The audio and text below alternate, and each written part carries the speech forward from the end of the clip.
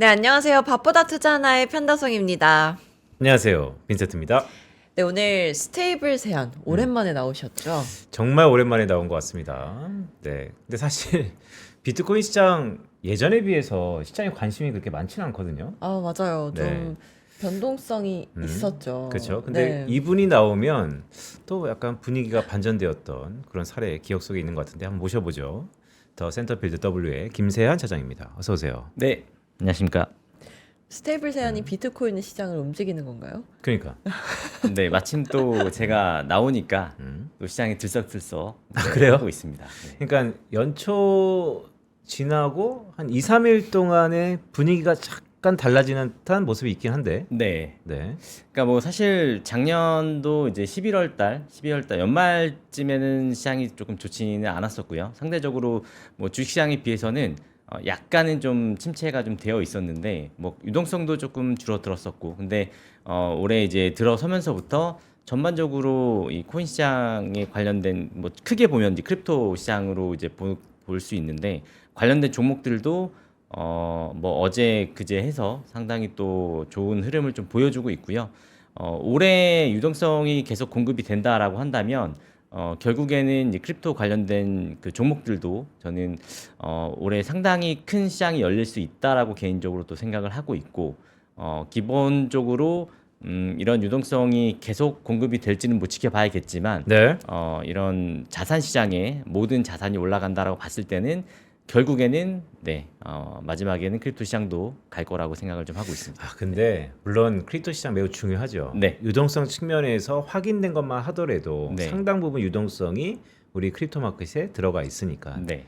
그런데 오늘 우리 국장이 네. 지금 낙폭을 줄이고 네. 우리 방송 중에 이러다 양전하겠어요. 네. 아, 이거 국내 얘기 좀 하고 들어가야 될 것 같은데. 네, 맞습니다. 네. 어떻게 봐야 돼요?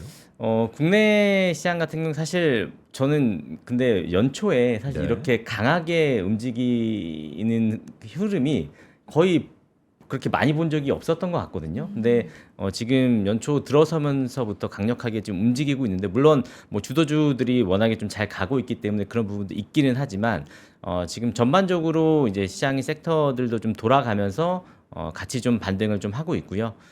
특히 어제 같은 경우는 이제 오늘 이제 제가 말씀드릴 부분에 대한 또 연관성을 이렇게 말씀을 좀 드리면 네. 이 디지털 자산 기본법 이 조율안이 발표가 됐었는데 이 부분이 지금 원화 스테이블 코인에 관련해서 상당히 좀 중요한 이슈가 좀 됐었고요.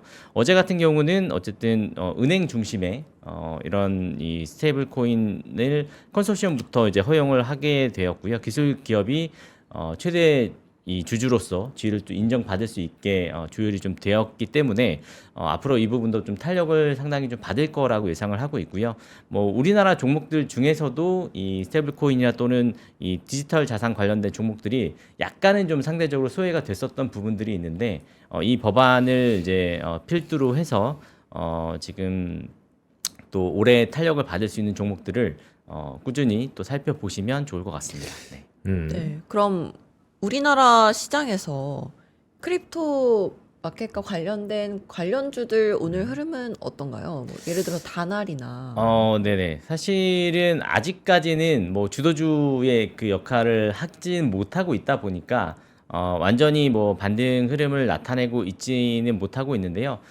전반적으로 이렇게 조금 낙폭이 컸었던 종목들, 그러니까 물론 이제 당연히 시장에서는 주도주를 계속 사라라고 이제 말씀을 좀 많이 이제 하시겠지만 그 과정 안에서도 포트폴리오를 나누는 형태에서 그러니까 지금 뭐 국내도 마찬가지고 해외도 마찬가지고 이제 최근에 오신 고객분들이 이제 말씀을 나눠 보시면 이 크립토 시장에 대한 익스포저를 조금 늘리시려는 분들이 되게 많으세요. 네. 그러니까 상대적으로 뭐 단순히 뭐 비트코인, 이더리움 뭐 이걸 떠나서 이 내 포트폴리오에 어떤 형태로 어떤 계좌에 어떤 종목이나 어떤 ETF를 넣는 게 가장 좋으냐라고 이렇게 여쭤보시는 분들이 상당히 많으시거든요.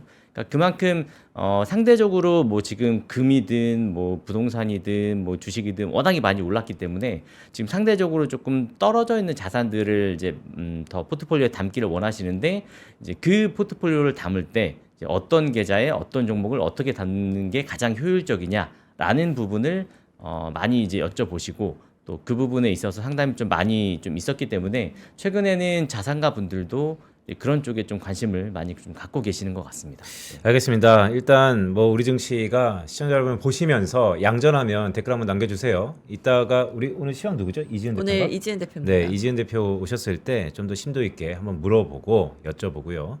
자, 오늘은 준비해 오신 것이 크립토 마켓이니까 심도 있게 한번 들여다볼 텐데 네. 우리 아까 잠깐 대기하다가 네. 제가 한번 여쭤봤을 때 어마무시한 말씀을 하시던데 네. 제가 이해한 게 맞아요? 그러니까 올해 네. 비트코인이 네. 정고점을 뚫지 못하면 네. 영영 어렵다? 이게 맞아요? 뭐 영영 어렵다까지는 아니겠지만 네. 상당히 오랜 시간이 걸릴 것 같다라고 생각을 하고 있는데요. 그러니까 올해 크립토 시장 전반적으로 보면 물론 작년에 뭐 개별 종목으로 보면 좋았던 종목들이 상당히 많았는데 전반적인 크립토 시장을 놓고 보면 작년에 뭐 미국에서 금리 인하도 이제 시작을 했고요. 그리고 올해도 뭐 최소 한두 번 정도 예정이 좀 되어 있고 이 유동성이 이제 공급이 된다라고 봤을 때는 사실은 뭐 제일 마지막에 도착하는 시장이 결국엔 크립토 시장이거든요.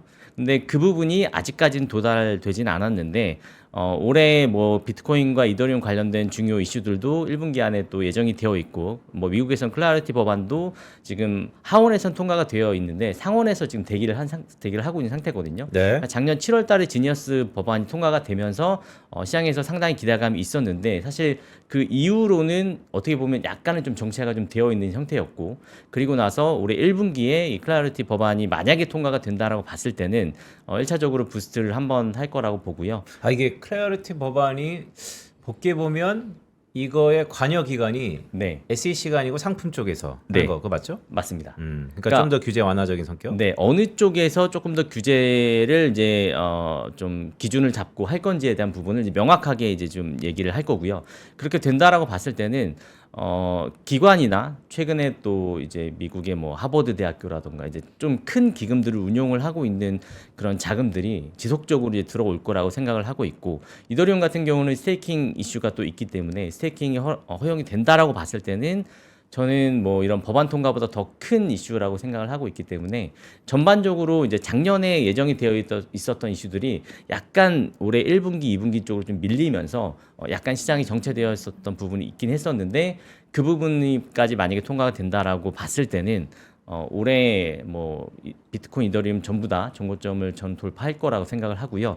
만약에 올해 돌파를 하지 못한다. 네. 그러면 상당히 오랜 시간이 걸릴 것 같다라고 생각을 하고 있습니다. 상당히 오랜 시간이라면 10년. 아니 뭐 그 정도까지는 아니겠지만 뭐 적어도 2, 3년 아. 정도는 그래요? 생각을 해봐야 될 것 같아요. 왜냐하면 유동성이 이렇게 풀려 있는 상황 그리고 뭐 미국에서도 마찬가지로 지금 트럼프 정부에서 상당히 이제 이 규제를 친화적으로 좀 바꾸고 있는데 이런 상황에서도 유동성이 공급이 되지 않는다라고 본다면 그렇다면 조금 시간이 걸릴 것이다 이렇게 생각을 하고 있습니다. 그럼 2026년 올해 네. 크립토 투자자라면 이건 놓치지 말아야 된다라는 포인트가 있을까요? 우선 뭐 첫 번째로는 이 각종 이 이슈에 대한 체크를 먼저 해주셔야 될 것 같고요. 물론 1월달에 이 개별 종목으로 보시면 이 스트래테지 같은 경우는 MSCI 이 지수에 대한 편출에 대한 이슈가 좀 있기 때문에 1월 16일이 가장 중요한 이슈라고 좀 보시면 될 것 같고요. 편출돼요? 왜요? 시가총이 그렇게 내려갔나? 시가총액도 내려갔고 지금 고점 대비 거의 3분의 1 토막이 났거든요. 네. 근데 뭐 비트코인이 떨어진 이슈도 있지만 이 스트래테지 자체는 자체적으로 지금 레버리징화가 좀 되어 있다 보니까 비트코인보다 더 많이 좀 빠져 있는 상태고요. 엠네브 같은 경우도 지금 1.04 정도, 그러니까 거의 1까지 내려왔기 때문에 사실은 1보다 내려가 있으면 스트래테지 주식을 굳이 소유할 필요가 없다라는 또 결론에 이를 수 있거든요.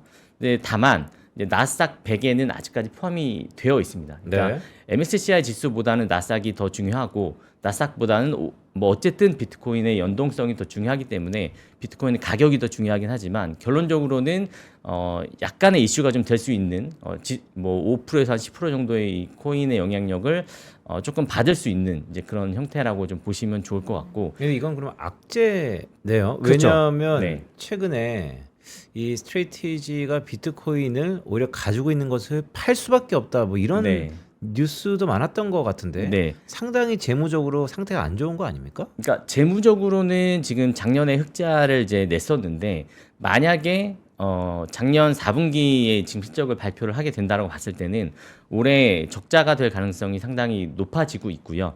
다만 그 적자를 어떻게 메울 것인가에 대한 부분은 이제 계속 이제 얘기를 해봐야겠지만 작년 4분기에 CFO가 그 비트코인을 매도할 수도 있다라고 네. 이제 그 가능성을 내비치면서 시장이 약간 이슈가 좀 됐었는데 실질적으로 저는 매도할 가능성은 거의 낮다라고 생각을 하고 그래요? 있고요. 네, 그러니까 제가 뒤에서 자료를 보여드리면서 말씀을 드리겠지만 스트래테지가 이 사업적으로 비즈니스 모델적으로 망할 가능성은 수학적으로 거의 제로에 가깝습니다.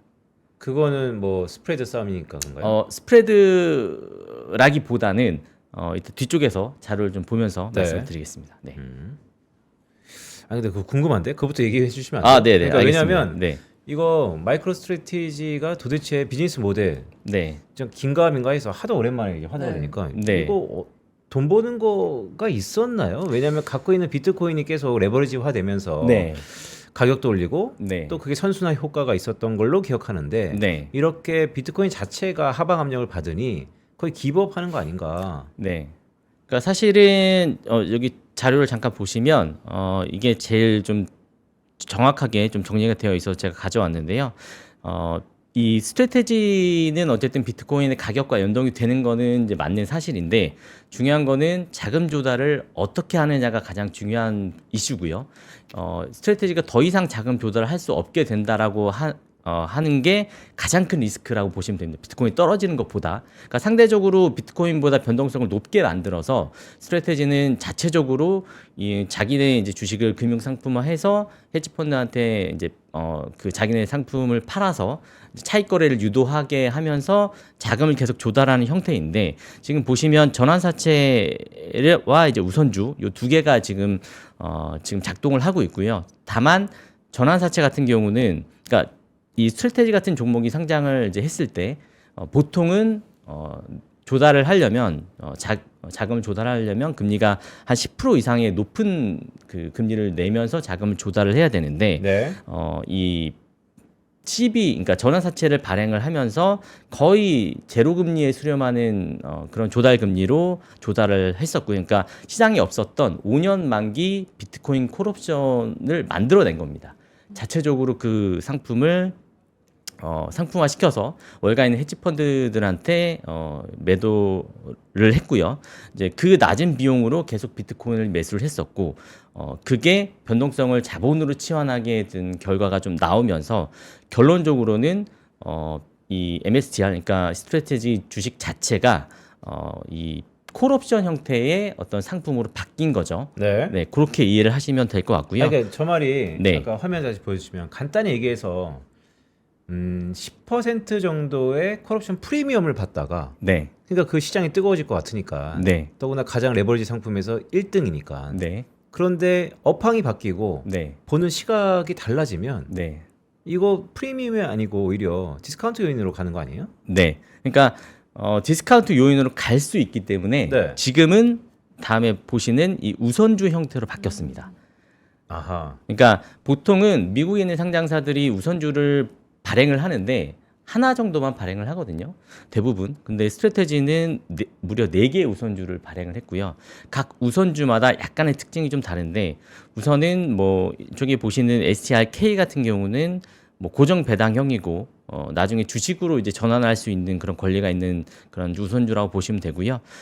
STRF, STRD 같은 경우는 채권 성향의 투자자들을 위한 나중에 이제 바꿀 수 없는 거죠. 그러니까 이제 금리를 수취하는 그런 채권 성향 투자자를 위한 우선주고 STRC라고 하는 요 우선주는 작년 7월 달에 로빈후드에서 리테일 타겟 상품용으로 출시가 됐습니다. 그러니까 일반 리테일 소비자들을 위해서 뭐 이런 파킹 통장이라던가 MMF를 이제 타겟으로 해서 작년 7월 달에 출시를 했고 그래서 이렇게 4개의 우선주를 가지고 있는데 이 우선주를 이렇게 발행하는 이유는 기본적으로 우리가 높은 금리, 그러니까 비용이 높아지겠죠. CB로 발행을 하는 것보다 우선주로 발행을 하면 금리가 거의 10% 가까이 되기 때문에 금리를 높게 주더라도 대신 영구채 형태로 우리의 자본의 듀레이션을 엄청나게 밀어놓은 겁니다. 네. 미래로 엄청나게 늘려놓고 그 안에서 자체 변동성과 비트코인의 수익성을 가지고 우리는 수익을 내겠다라고 이제 자체적으로 그렇게 금융공학화를 한 거죠. 그러니까 이제 글쎄 제 느낌은 네, 만기 무한 루프 듀레이션에 대한 네, 프리미엄인데 네. 그게 이제 업황이 좋을 때는 다 오케이 한다니까요. 맞습니다. 근데 이제 업황 안 좋으면 그게 다 오히려 네. 발목 잡지 않나. 네, 그러니까 업황이 안 좋을 때 어떻게 될 수 있을지를 네. 다음 표를 보면서 말씀을 드리면 아 그래요? 오늘 방어를 많이 하셨는데 계속 뭐가 나오네요. 미리 준비했습니다. 제가 오늘 네. 좀 짓궂게 얘기한 거예요. 우리 장 오늘 조정도 받고 네. 갑자기 크립토를 봐야 되나? 뭐 이렇게 좀 네. 의구심도 있었고 네. 중간중간 도와주세요. 네. 의구심이 있을 때마다 그러니까. 제가 이 자료를 많이 준비했네요. 다음 자료가 준비하고 바로 있는데 나오네요. 그러니까. 네. 다음 장 보시면 네. 지금 약 82억 달러의 전환사채를 스트래테지가 보유를 하고 있고요. 담보 비율이 6.6배입니다. 그러니까 비트코인의 자산 가치가 빚의 6.6배라는 소리죠. 네. 그러니까 그만큼 비트코인 자산 가치가 아직까지 훨씬 높다라는 소리고, 그러니까 그걸 반대로 얘기하면, 그러니까 싸게 샀다. 그쵸? 네. 비트코인 가격이 현재 수준에서 80% 이상 폭락하더라도 디폴트가 발생하지를 않습니다. 아 근데 그거는 이게 또 제가 얘기하는 게 그거는 이제 재무상이 그렇고 네. 가격이 폭락할 때 거래가 안 되잖아요. 그러니까 이제 묶인다고요.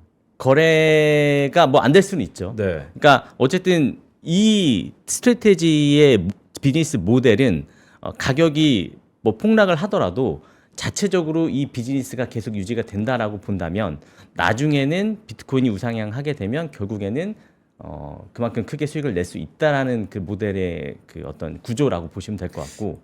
그러니까 그걸 계속 여쭈는 게 그 네. 모든 것들이 워킹하려면 네, 이 크립토 시장의 미래가 여전히 밝다라는 네, 게 흔들리지 말아야 되는데 맞습니다. 최근 연말 연초에 좀 흔들리지 않았나?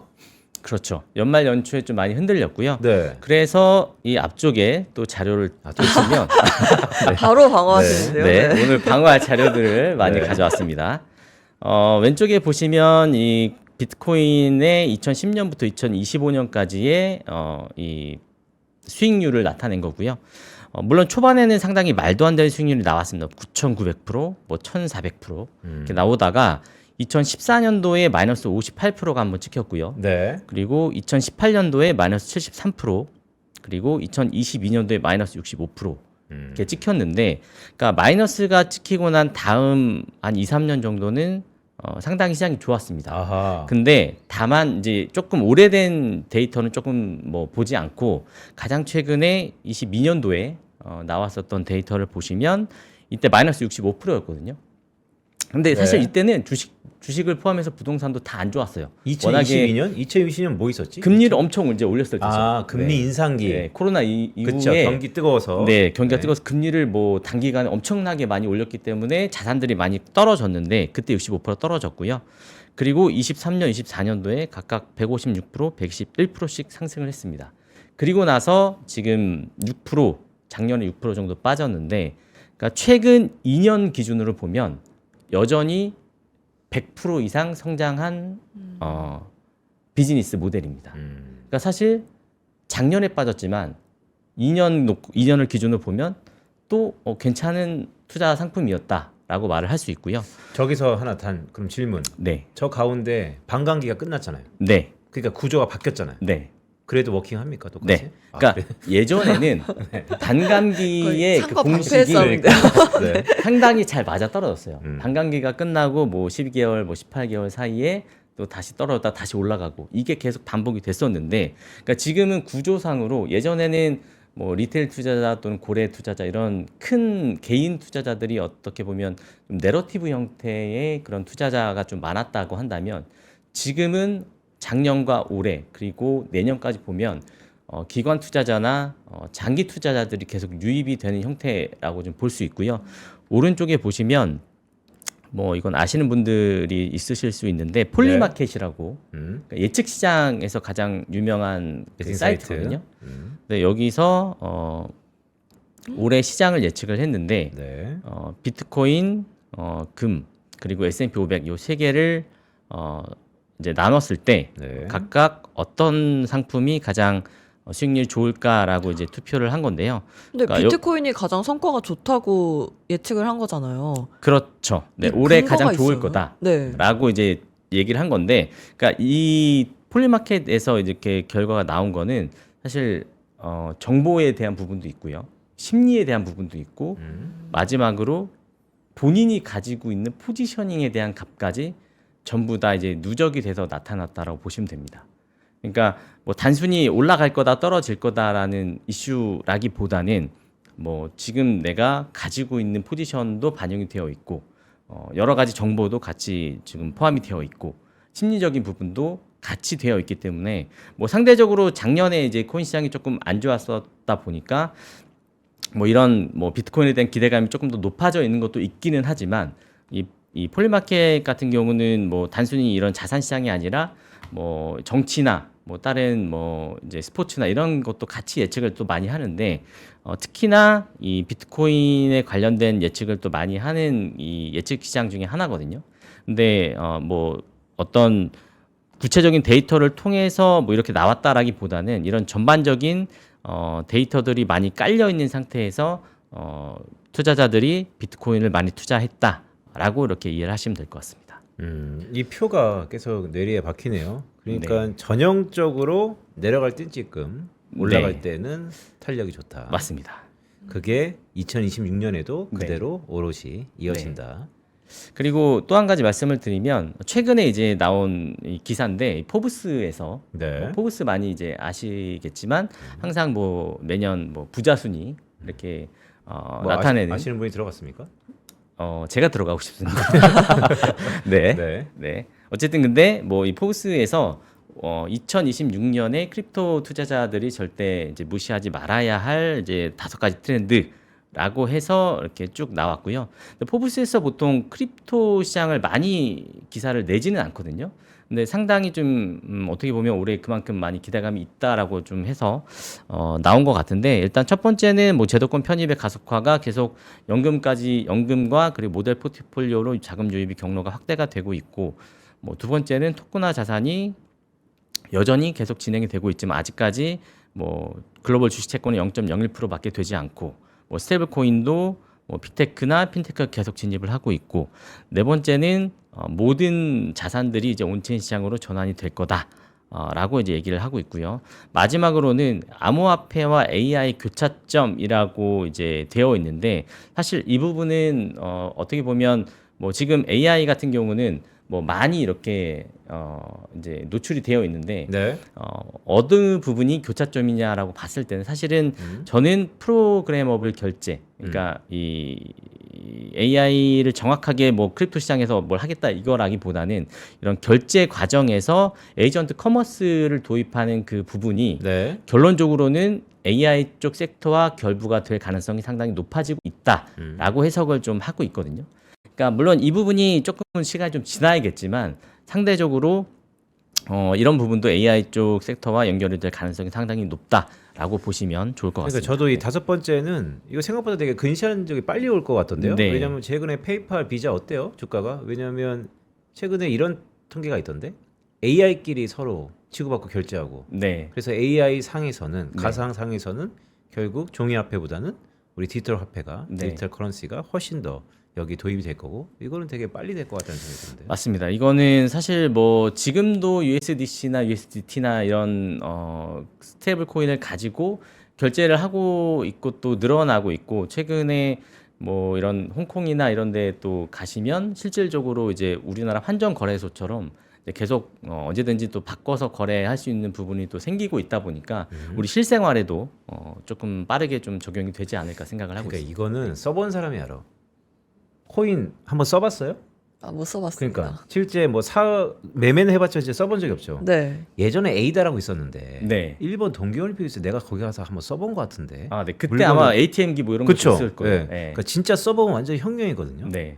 근데 그게 최근에 좀 많이 금지되었던 것 같던데 다시 이제 막 일어나고 있죠. 네, 이제 일본 같은 경우도 중간에 뭐 계속 이제 법안이 바뀌고 막 이런 정치 색깔도 또 바뀌고 이러다 보니까 네. 이제 그 부분에 있어서 조금 정체가 좀 되어 있었는데, 최근에 엔화 스테이블 코인도 작년에 또 이제 시작을 했기 때문에 그 부분에 있어서도 저는 뭐 이제 뭐 달러도 달러지만 이제 자체적으로 뭐 엔화도 마찬가지고 원화도 마찬가지고 전반적인 시장 자체는 네, 계속 커질 거라고 보고 있고 그 안에서 계속 기회를 찾아가야 될 거라고 생각을 하고 있습니다. 네. 근데 엔비디아 변동성이 비트코인 변동성보다 더 크다라는 네. 말이 있던데 네. 이게 투자자 입장에서 좋은 건가요? 나쁜 건가요? 그러니까 사실은 그 동안에 이 코인들, 뭐 비트코인이나 이더리움이 이미 워낙에 커졌기 때문에 사실은 조금 뭐 논외로 치더라도 알트코인들 같은 경우 워낙 변동성이 심했는데 비트코인이 엔비디아보다 변동성이 더 작아졌다라는 말은 사실 쉽게 이제 들어보시지는 못하셨을 거예요. 근데 제가 여기 자료를 또 가져왔는데 네. 이 오른쪽에 보이시는 표가 엔비디아와 비트코인의 변동성을 나타낸 자료인데요. 어쨌든 초반에는 당연히 비트코인이 훨씬 더 변동성이 컸습니다. 그러다가 지금 이제 엔비디아보다 많이 줄어들었는데, 그러니까 이 그래프를 가져온 이유는 일단 변동성이 꾸준히 계속 줄어들어 왔다라는 건 그만큼 많은 자산들이 더 안정적으로 투자를 할 수 있는 자산으로 바뀌었다라는 소리고요. 이 부분이 지금 뭐 ETF로 바뀌면서 자금 유입이 꾸준히 증가를 하고 있고 또 지금 블랙락이나 뭐 피델리티나 또는 뭐 지금 JP 모건도 마찬가지고 이런 기관 자금의 본격적인 유입들이 결국에는 변동성이 낮아야만 훨씬 더 안전한 자산 클래스로 인정을 받을 수가 있기 때문에 그렇게 되면 훨씬 더 큰 자금들이 본인들의 포트폴리오를 나누고 싶을 때 네. 뭐 지금의 금이라고 보시면 되겠죠. 그러니까 금 같은 포트폴리오 중에 어떤 하나의 자산으로 나누고 싶을 때 이 비트코인으로 포트폴리오를 가져갈 수 있다라는 거고요. 이런 부분들이 이 앞에 잠깐 보시면 오른쪽에 미국의 그 아이비리그 기금을 이제 쭉 이렇게 리스트를 세워놨는데 가장 최근에 가장 처음 아이비리그에서 비트코인 ETF를 투자했던 대학교가 브라운 대학교였습니다. 네. 근데 그때 투자했던 게 사실 전체 기금의 0.18% 정도밖에 안 됐거든요. 그리고 나서 작년 4분기에 하버드가 움직였습니다. 하버드가 물론 전체 기금 중에 0.77%밖에 되진 않지만 하버드가 움직였다라는 얘기는 그 밑에 뭐 자금 기준 그 순서대로 보면 하버드, 예일, 프린스턴 이런 식으로 가는데 그 밑에 있는 자금들도 기금들도 이 포트폴리오에 하버드도 했는데 우리도 해야 되지 않을까라는 이제 의식이 생길 수가 있다라는 거죠. 근데 이렇게 조금씩 커져 간다라고 봤을 때는 이제 왼쪽에 보시면은 이거는 이제 만약에 클래리티 이 법안이 통과가 되면 프리미엄이 얼마가 더 붙을 수 있을 것이냐에 대한 이제 뭐 그런 데이터인데 네. 뭐 이더리움은 어쨌든 현재 가격 대비 현재 기준으로 보면 이제 60% 정도 수준이고 뭐 솔라나도 훨씬 더 낮은 수준이고 그래서 지금 이런 자금들이 뭐 이런 법안이 통과가 되고 이런 자금들이 계속 유입이 된다라고 봤을 때는 그러니까 변동성이 낮아야 이런 큰 자금들이 들어올 수가 있거든요. 변동성이 당연히 높으면 파생상품처럼 막 이렇게 엄청 하루에도 몇십 %씩 움직이면 사실은 그 자금들이 들어오기가 쉽지 않은데 지금은 이미 그런 상태를 좀 넘어섰고 엔비디아보다 비트코인은 더 낮은 변동성을 유지를 하고 있기 때문에 그만큼 훨씬 더 큰 자금들이 들어올 여건이 마련이 됐다라고 이렇게 보시면 좋을 것 같습니다. 네. 그러니까 사실 뭐 변동성과 규모는 어느 순간까지는 또 반비례할 수도 있는데 네. 네, 최근에 들어서 어쨌든 비트코인 시장이 많이 커졌다라는 것은 네. 뭐 명실상부한 사실이고요. 네. 근데 갑자기 또 이런 생각이 드네요. 최근에 베네수엘라가 네. 또 이슈잖아요. 네. 근데 뭐 이 역사는 되게 오래됐지만 어쨌든 미국이 제재하니까 베네수엘라 하이퍼 인플레이션 때문에 2018년도인가 뭐 비트코인을 이제 화폐로 도입했다. 그런데 최근에 제재가 있잖아요. 네. 그래서 이 크립토 시장에서의 뭐 여러 가지 베네수엘라발 이펙트 이런 게 있던데 없나요?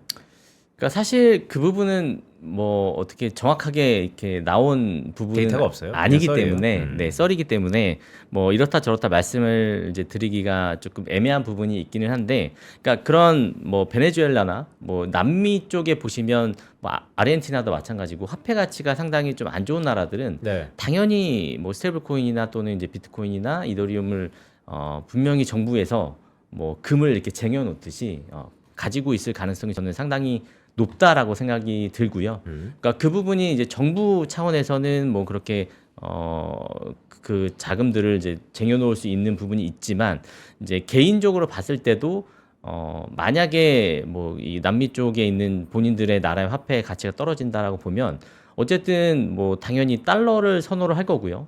달러랑 연동된 스테이블 코인을 또 선호를 할 거고요. 그렇게 된다라고 봤을 때는 달러를 갖고 있으나 스테이블 코인을 가지고 있으나 결국에는 동등한 성격의 자산이기 때문에 그거를 굳이 내가 안 가지고 있을 이유는 없거든요. 그러니까 물론 자기 나라의 이제 통화가 이제 그만큼 가치가 있으면 상관이 없겠지만 특히나 뭐 남미 쪽 국가들은 워낙에 이제 뭐 그런 이슈가 좀 있고 또 범죄 관련된 연루된 그런 또 자금들도 또 많기 때문에 가장 많이 어떻게 보면 또 통용될 수 있는 또 그런 국가들이다 보니까 이런 부분들은 뭐 썰이긴 하지만 저는 뭐 충분히 납득할 만한 상황이라고 생각을 하고 있습니다.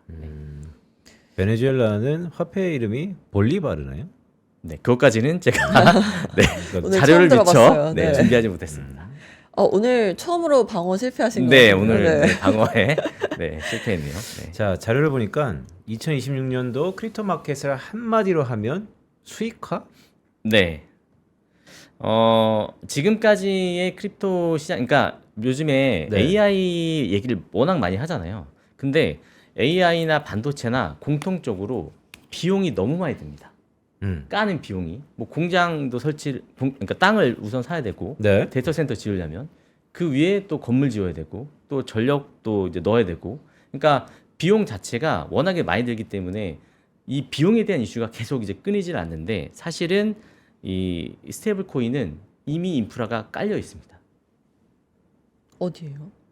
그러니까 나 그 말 하고 깔려 어디 있죠. 어디 깔려 있어? 어디예요? 이미 통용이 되고 있죠. 아, CBDC가 아니라 이미 네. 결제나 USDC, 등등. 네. USDT. 그러니까 지금 금융사 입장에서는 비즈니스 모델을 있는데 여기다 그냥 숟가락 하나만 얹어서 우리 똑같은 상품을 가상 자산에 얹기만 하면 되는 거예요. 그러면 기존에 이제 전통 화폐로 이제 유통화가 됐었던 그런 뭐 자산도 있지만 지금 스테이블 코인이나 이런 뭐 토큰화를 통해서 그 안에서 또 추가적으로 자산을 형성해서 이제 유통을 시키면 그만큼 거기서 수익이 많이 들어오고 특히나 트럼프 정부에서는 지금 올해 작년에 금융주들의 그 YTD 수익률을 보시면 CT가 한 70% 이상 올랐고요. 네. 나머지 종목들도 전부 정고점을 기록을 했습니다. 근데 그 이유가 트럼프 정부에서 금융주에 대한 이 제재를 상당히 낮춰줬거든요. 뭐 바젤 3에 대한 부분도 그렇고 전반적으로 여건을 좀 낮춰주다 보니까 그 부분이 뭐 M&A나 뭐 또는 자사주 매입이나 뭐 배당주 형태로나 이런 쪽으로 많이 가고 있기 때문에 특히나 뭐 올해는 큰 IPO들도 많이 예정이 되어 있죠. 그러니까 그만큼 올해는 저는 금융주들을 상당히 좀 주목을 하고 있고 그 안에서도 스테이블 코인이나 그러니까 특히 JP 모건이 기존에는 상당히 보수적이었다가 네. 이제 많이 이제 바뀌었죠.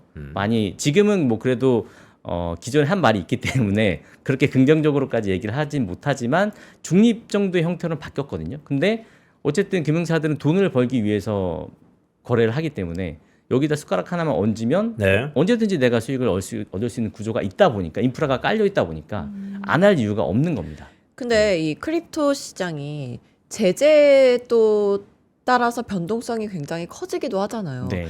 근데 연준 의장 후보로 거론되는 케빈 애시시 네. 크립토 시장에 우호적인 편이라고 하던데 네. 이게 강력한 호재로 작용할 수 있을까요?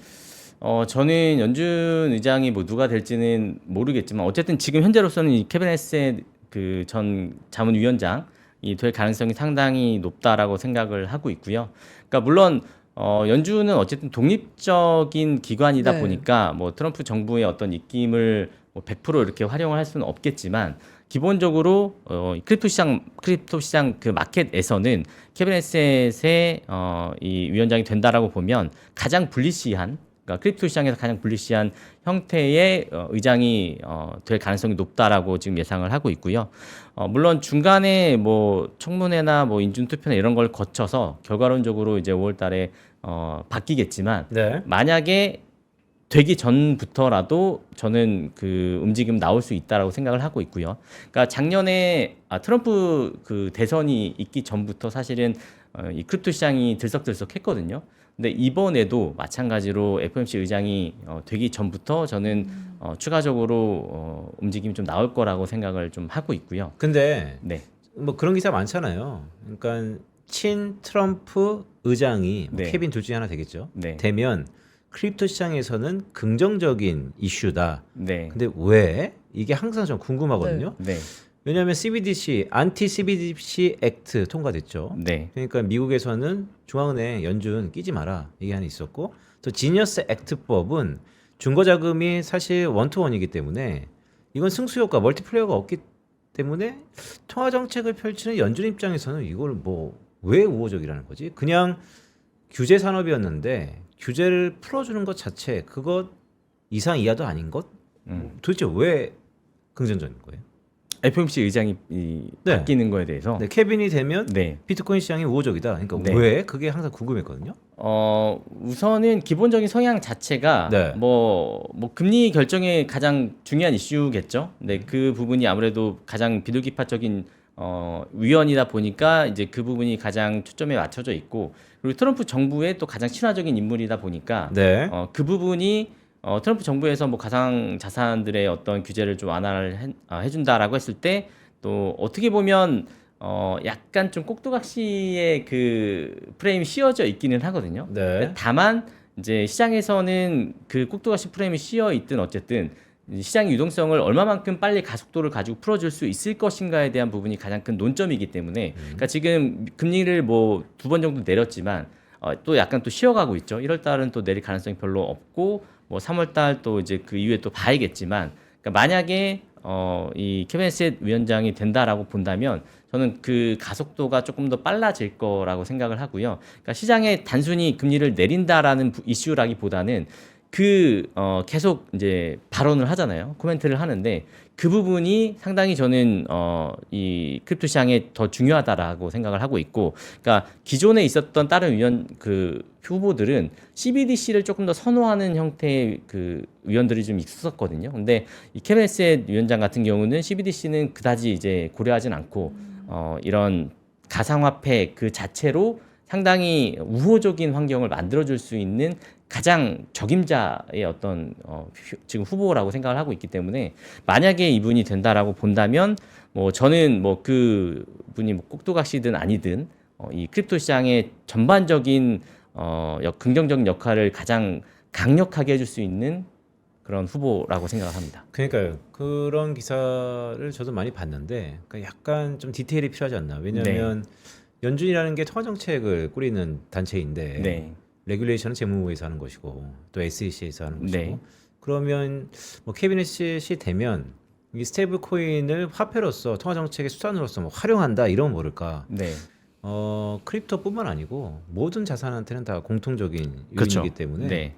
이게 캐빈이 되면 왜 크립토 시장, 특히 비트코인 시장이 좋지에 대해서 그 연결고리가 좀 더 명확했으면 좋겠다라는 생각이 있거든요. 그러니까 사실 이게 비트코인 코인 시장과 그리고 스테이블 코인 그리고 토큰화 시장, 이 세 개를 연결시켜 줄 사람이 필요한 거거든요. 네. 근데 우선은 뭐 코인 시장이 좀 떨어지면 뭐 같이 좀 안 좋은 거 아니냐라고 생각을 하실 수 있는데, 어떻게 보면 이 코인 시장과 스테이블 코인 그리고 이 토큰화 자산 시장은 서로의 시장을 이제 증폭시켜 주는 역할을 할 수가 있거든요. 그러니까 지금 단지 뭐 규제나 이런 부분들이 각각 다른 주체에 의해서 결정을 기다리고 있기 때문에 그 주체가 각각 다르다 보니까 시간차가 좀 생기는 거고, 이 모든 게 만약에 올해 1분기나 2분기 안에 전부 다 이제 정리가 되고 이제 결론적으로는 전부 다 우호적인 환경으로 바뀐다라고 했을 때는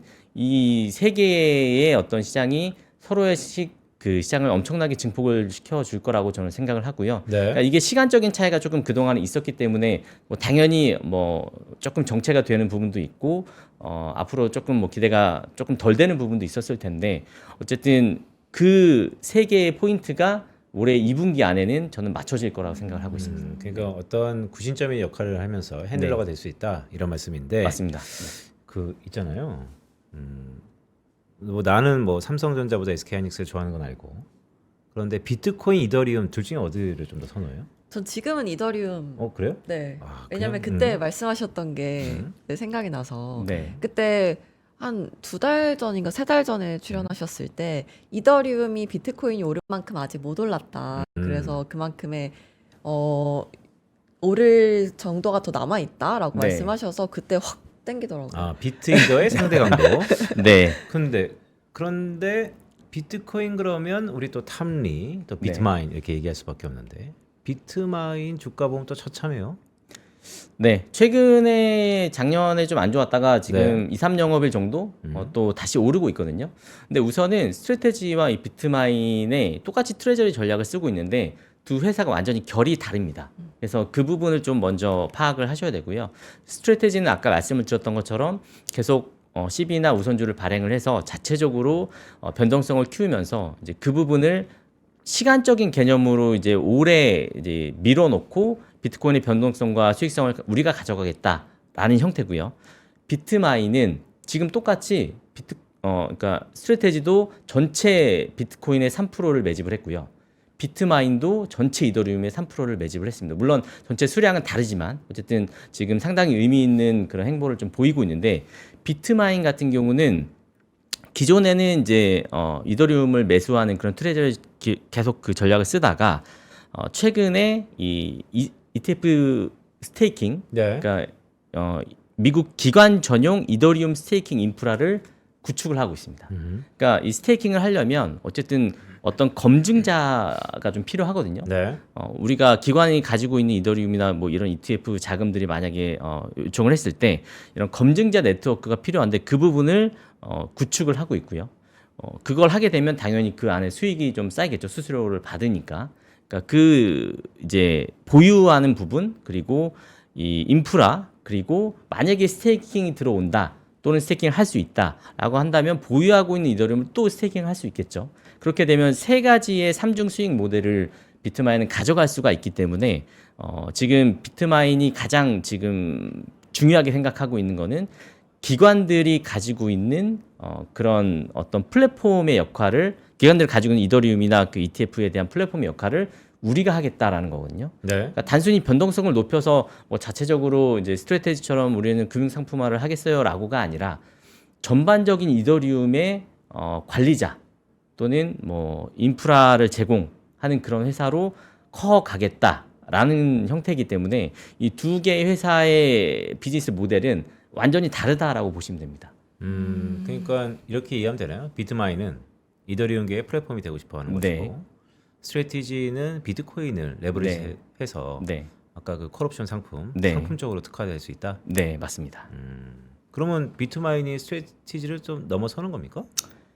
저는 넘어설 가능성이 상당히 높다라고 보는데 아까도 말씀드렸지만 스테이킹이 만약에 허용이 된다라고 했을 때는 사실은 내가 비트코인을 가지고 있고 이더리움을 가지고 있으면 이더리움을 스테이킹 해놓으면 자산 가치도 올라가지만 그만큼 또 거기서 수취할 수 있는 어떤 이자도 금리나 있고. 이자가 있기 때문에 네. 굳이 비트코인을 오래 가지고 있어서 지금처럼 조정이 있을 때는 내가 생각이 또 바뀔 수가 있거든요. 근데 그런 큰 자금들은 오히려 안정적인 부분을 더 중요하게 여기다 보니까, 그러니까 미국 채권을 사는 이유도 채권이 망할 가능성이 없고 금리를 주기 때문에 이제 큰 자금들이 들어오는 형태인데 이더리움 같은 경우도 이미 기관들이 많이 가지고 있고 또 그 플랫폼 안에서 금리를 수취할 수 있는 어떤 형태가 좀 되고 또 검증자의 역할을 또 할 수 있는 어떤 회사가 있다라고 했을 때는 포트폴리오를 우리가 뭐 여러 개로 이제 나누는 어떤 형태로 간다라고 봤을 때는 이더리움 관련된 ETF나 이더리움을 보유하지 않을 이유가 별로 없어지는 거죠. 그러니까 꼭 보유하겠다라기보다는 보유하지 않을 이유가 조금 더 줄어드는 거죠. 그러니까 상대적으로 비트코인과 이더리움의 그런 상관관계가 이제 예전보다는 좀 줄어들기는 했지만 어쨌든 그런 이슈가 이제 계속 증폭이 된다라고 봤을 때는 전반적으로 이 기관들의 자금이 상당히 큰 역할을 할 거라고 보고요. 그렇기 때문에 비트마인이 탐리라는 그 기관 쪽에 좀 네. 임무를 이제 거기에 앉힌 또 의도가 거기에 숨어 있다라고 보시면 될 것 같습니다. 네. 이거 맨 마지막 장. 네.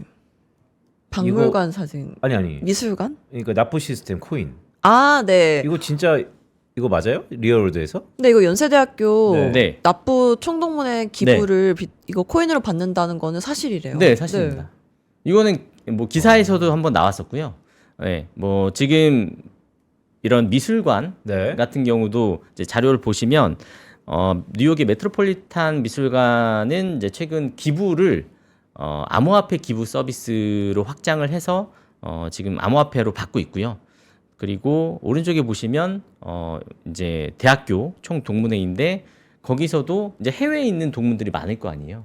그러면은 각자의 어떤 환경이나 또는 뭐 환율이나 이런 것도 다 다르기 때문에 그러면 조금 더 받기 쉬운 뭐 비트코인이나 아니면 USDT나 뭐 이런 코인의 형태로 우리는 동문회비를 받겠다라고 해서 한동안 기사에 또 굉장히 이슈가 됐었습니다. 그래서 그러니까요. 이거 외국환법에 괜찮나 모르겠네. 일단은 뭐 네, 그렇게- 그것까지는 네. 제가 외국환법까지는 체크를 하진 못했고요. 네. 네, 어쨌든 그러니까 이게 우리 실생활 안에서도 지금 이렇게 조금씩 퍼져가고 있는데 물론 뭐 지금 이제 정부에서 2027년도부터 이제 코인도 과세를 하겠다라는 부분이 조금 이제 정립이 되면서 지금 최근 들어서 그런 제도들이 좀 조금씩 또 생기고 있는 것 같은데 뭐 그런 걸 떠나서 전반적으로 올해 뭐 금리 인하 그리고 미국도 투표가 있고 우리나라도 또 투표가 있죠. 그리고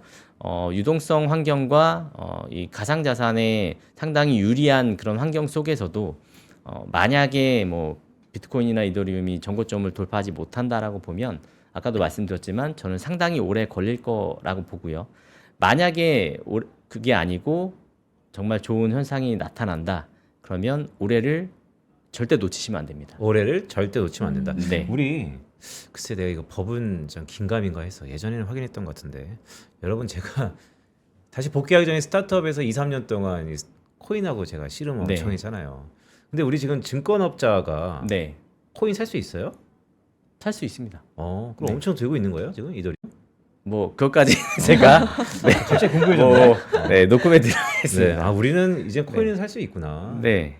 녹화 끝나고 네. 다시 그러니까요. 질문, 네, 드리겠습니다. 액수 좀 알려주세요. 알겠습니다.